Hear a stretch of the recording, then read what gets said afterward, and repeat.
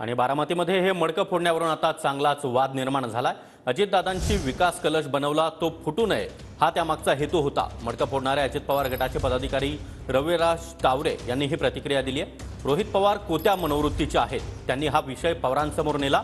रोहित पवारांना पक्ष ताब्यात घ्यायचा आहे, सीएम व्हायची त्यांना घाई झाली आहे, अशा शब्दांमध्ये तावरे यांनी रोहित पवार यांच्यावर निशाणा साधलाय। त्या व्हिडिओमध्ये जे आहे तो माठ आहे, डेरा माठ आणि मडकं यात फरक आहे। माठ म्हणजे कलश, गेले 30 वर्षे बारामतीच्या विकासाचा कलश अजितदादांनी बनवलेला आहे आणि एवढा विकास करून हा जर कलश दादांच्या डोळ्यात देखत फुटला, दादांच्या डोळ्यात पाणी येणार आहे, मग उद्या आपल्याला पोटाशी घेणारं कोण आहे हा सांगण्याचा त्याच्यातून उद्देश होता।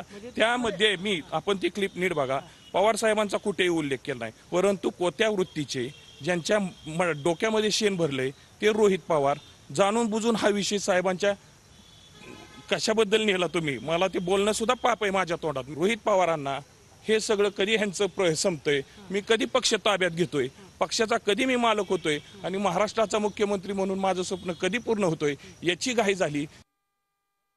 गटाचे कार्यकर्ते त्यांनी सांगितले तो कलश होता, मडकं नव्हतं। रोहित पवारांनी सगळे आरोप खोटे केले, दादांचा आणि त्या मडक्याचा काहीच संबंध नाही। काय नेमकं आहे, कारण ते आता तुमच्यावर ब्लेम करतात की तुम्ही खोटे आरोप केले।